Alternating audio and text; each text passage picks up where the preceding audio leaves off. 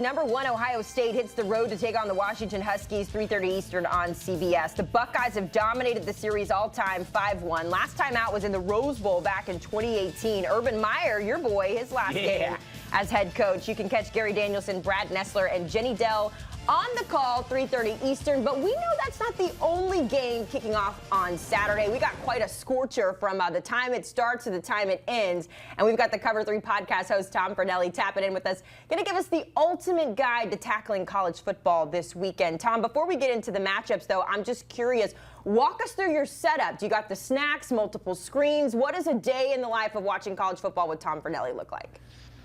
I do have multiple screens. I come down here to my office in the basement, and I have the 3 televisions that I have, the one big screen, 2 smaller screens to the side of it to help, make sure I can keep my eyes on everything that's going on. And really, snack-wise, I don't dig too deep. Like, I might have some peanuts just in case I start getting hungry, but mostly the only thing I'm doing during the day is I'm watching games and I'm taking notes so that way I can remember what happened, because when you watch like 35 games in one day, you tend to forget a lot of the things you witnessed, which makes it hard to do the podcast during the week. So I have to write it down. My memory's not that great. Yeah, say that again for all the people listening when we kind of stutter over our words every now and then. We're doing a lot, Tom.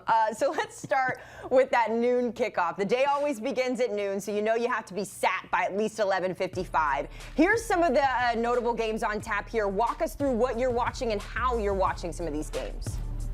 Yeah, there are 4 games between ranked teams on Saturday this week. There's only one of them in this early slate. It is that Illinois-USC game. That one will be on the big screen because it is one of the biggest games of the slate. But if you remember what happened with Illinois last week when they were in one of the bigger games of the slate against Indiana, you got to be ready to pivot because that game might be a blowout. A lot of the injuries Illinois was dealing with last week, they're still dealing with this week. So as long as USC could get the crust out of their eyes for that 9 a.m. Pacific start, I think this could be a good one for the Trojans. So that Notre Dame-Arkansas game that you see there, that could be really high scoring. Every single Arkansas game this year has been scoring because their defense is terrible and their offense is really fun. And we've seen Notre Dame's defense struggle a bit so far this season too. So that could be like your 42-38 kind of game. You definitely want to keep an eye on that one.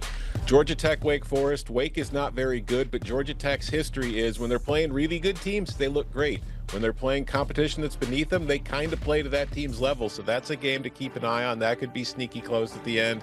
UCF, Kansas State. Kansas State's a very sad team right now. They could be on the verge of being upset at home once more, so that's something to watch out for.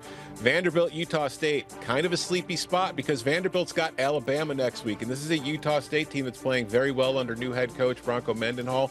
That one could be a little closer if Vanderbilt gets caught sleeping. And then my favorite game in the morning, honestly, this is kind of the stupid fun game. Sometimes, college football, it's great when it's great, but a lot of times you just kind of want stupid games. Minnesota, Rutgers. Both teams are off to good starts. Both quarterbacks are playing very well, but I want to see what happens when they play each other. It could be really, really dumb, so make sure you're keeping an eye out for it. I've got my eye on that Utah State game. I covered them for their Week 1 opener against UTEP and got to chat with Bronco Mendenhall. He is a guy for sure. We'll leave it there.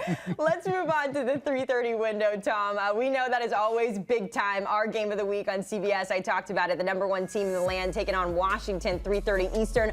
But there's some heavy hitters in here. You got the SEC, the 2 SEC games that I'm looking at. But what else, Tom? How do you tackle this hour?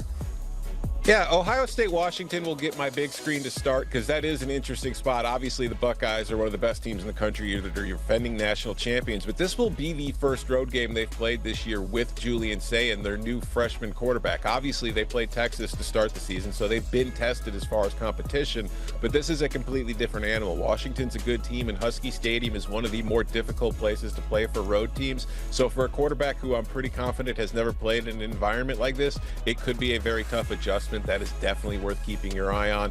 LSU-Ole Miss. I don't know if you've seen it, but Ole Miss coach Lane Kiffin has a daughter.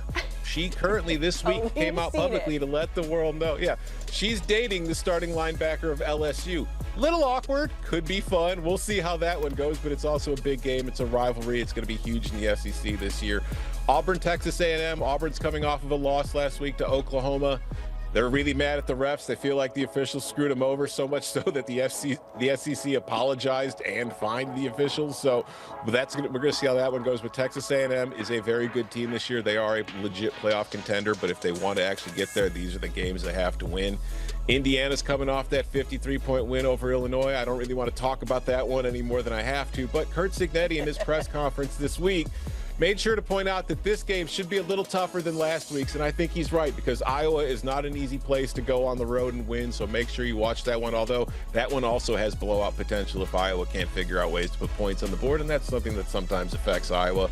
Rice Navy, listen, I love games between service academies because they're very profitable. They're called Service Academy unders. They cash every single time. These aren't service academies, but Rice plays like one. It's an option team. So watch this one. It's going to be low scoring, but it's going to be fun, and you'll make money if you bet the under. You also got to watch that one because our Brandon Baylor is on the sideline for that game, that Rice Navy game. Tom, I do want to mention quickly about Lane Kiffin and his daughter. Someone tweeted a picture of his daughter with the LSU player. Lane Kiffin responded to the tweet and he said, "Take the over." So Lane is very aware of what this matchup is going to look like both at home and on the football field. So we'll definitely keep our eye out for that. All right. So at this point of the college football Saturday, you've been sitting on the couch, you've been rotting for hours, but we rally because that's what we do college football Saturday. And thankfully, Tom, the primetime slot's got a lot of good options in terms of your main course, but this is a buffet. So talk me through what you're putting on your plate first and how full that plate's going to look by the end of this one. Yeah, by the time you get to this point in the day, it's important to make sure you've been drinking water and stretching so you don't get cramps, because, it's a lot of hard work sitting on the couch watching football. But this is a huge night slate. And honestly, it's one of the smaller ones that you typically get on a weekly basis, but I'm down with it because we have those two marquee matchups there with Oregon and Penn State, and then the Alabama-Georgia game. Those are the two ones you definitely want to be the most focused on. They have the biggest playoff ramifications. They have the biggest ramifications in their conference races, and they're just four really good teams playing against one another, so they should be fun to watch. But the other games on the slate that are worth your time, I mentioned conference races in the other two. Arizona, Iowa State. Listen, everybody in the Big 12 is currently still in the race to win the Big 12 except for maybe Kansas State. So every single game that you watch in that league is important, and these are two teams. Iowa State clearly had a great season last year. They're off to a good start already this year. Arizona did not enjoy their first season in the Big 12, but they look a lot better this year. I think that's going to be a sneaky fun game. Kentucky, South Carolina, that could be kind of sad. Like, maybe if you're just kind of tired and depressed by this point in the day and you just want to wallow in it, you can turn on Kentucky, South Carolina, because it'll probably match your mood there, but it also might be close. Who knows? And then finally, that BYU Colorado game. Deion's been playing musical chairs at quarterback this year. I don't think that he's going to continue that. I think maybe they finally settled in Caden Salter as their starter, which is probably the wise choice. But this is a very important game for the Buffaloes. This is one you need to win. They're playing at home against a BYU team that's off to a strong start. But if the Buffs really want to continue to contend in the Big 12, they can't afford to lose this one. So that's going to be an interesting one to watch. How about that? A crash course on how to watch college football. That's why we paid Tom Fernelli the big bucks, as he's living everyone's dream. Tom, we appreciate the time and enjoy your Saturday.